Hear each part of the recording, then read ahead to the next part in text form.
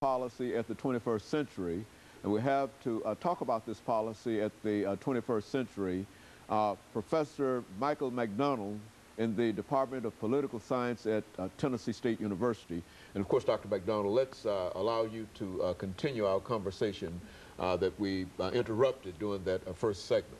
Okay. Well, Dr. Haney, I think it's important for your viewing audience to have a pretty basic understanding of what we mean when we use the term immigration policies, because it's a term that's being thrown around quite a bit, as you said, in some contemporary circles. Immigration basically means the policies that the United States has regarding who can enter, how long they can stay here, and when they have to leave. And in those contexts, we're talking about individuals that could fall into 6 different categories. Have individuals that are residents, non-residents, individuals that are aliens, non-aliens, and then you have individuals that are documented and undocumented. And what we're hearing a lot of the treatment and discussion about is that 6th group, which is the undocumented aliens, and individuals who have come here from other countries, for the most part, have all been classified as aliens. These are individuals who were not U.S. born. They didn't go through the naturalization process, which is a process where you actually take an exam and you have to get clearance from the government, and then you actually take the oath where you swear allegiance to the United States. We have people who go through the naturalization process almost every month in the various federal courthouses across the country. Individuals who basically give up their allegiance to their original country and then swear their allegiance to the United States. So the majority of individuals who fall under these immigration policies are in fact aliens. And as I mentioned in the first segment, the United States was built upon this whole concept of aliens. And as you mentioned, most of these individuals have what you would call dual citizenship, Polish Americans, Irish Americans, Italian Americans. The idea being that many of them were first generation Americans. Some of these individuals continue to keep their native languages even as they were, assimilating into the United States. The immigration policies or immigration movement goes as far back as the 1600s. If you wanted to really isolate it, you could talk about the Mayflower, you could talk about Plymouth Rock, you could talk about the original founding fathers, so to speak, of this country. And the U.S. Constitution provides for the U.S. Congress to have complete power over immigration laws. So when it comes to enforcement over who's allowed to come in the country, how long they can stay here, and when they have to leave, Congress, for the most part, controls that through statutes. And over the past 200+ years, there have been many different groups from different countries who have come to the United States. The European theater, for example, individuals arrived here at Ellis Island by the thousands, by the millions, and a lot of those individuals set up what was really known as immigration slums in some of the eastern United States northern cities. And a lot of these individuals were leaving their country because of economic conditions. You look at the Irish Americans who were fleeing because of starvation and because of the economic situation in Ireland. The same was true for other groups who were being oppressed.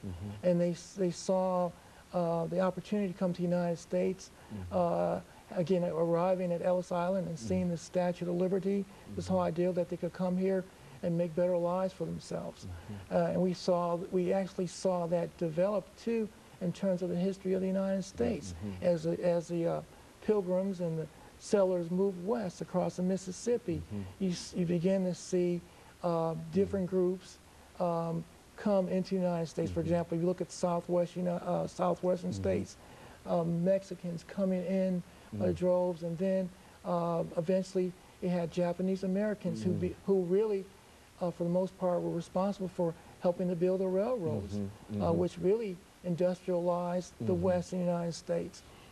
So there have been many groups that represent just about every continent on the planet who consider themselves to be U.S. citizens, but for the most part have roots that are very deep in other countries. And all, in the real sense, have made very, very significant contributions to the United States. Yes, and I think that's the strength of this country is when we talk about diversity and we talk about inclusiveness and we talk about the United States being a melting pot. I don't think I don't believe there's another country or another nation in the world that has such diversity, and I think that's the strength of this country.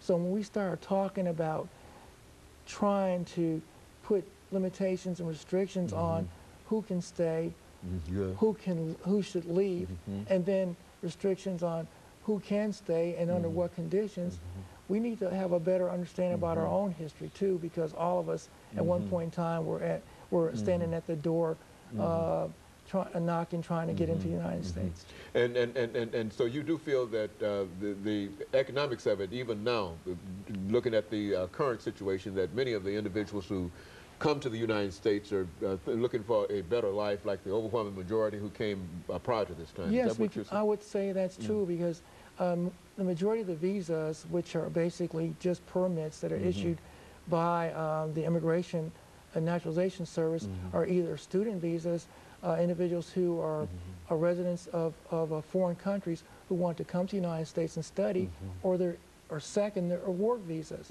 employment visas. And so you're talking about either economic improvements or educational improvements. And as far as I'm concerned, they both kind of dovetail together. And ideal, if I can get a better education, or if I can find a better job, then maybe I can improve my quality of life. And this all, in a real sense, goes to help make the United States a more diversified country. Is that what you're saying? Yes, I would say that. And it's also important to keep in mind that this has not been a unilateral sort of situation. It's not that the United States is the only country receiving people as immigrants. We have individuals that are U.S. citizens who have left the United States, and countries have welcomed them and allowed them to study abroad, issuing them visas and permits. And so it's important that we look at this from a global standpoint instead of a domestic standpoint. Very good. Of course, let's make preparations, Professor McDonald, for the second commercial break. But I think that the information that you're given is the information that we wanted to sort of highlight, this very, very fact of we are diverse primarily because we've had people from various continents in a real sense to come to the United States. And of course, let us take the second commercial break, and we'll be back with our audience following this very, very short commercial break. The guest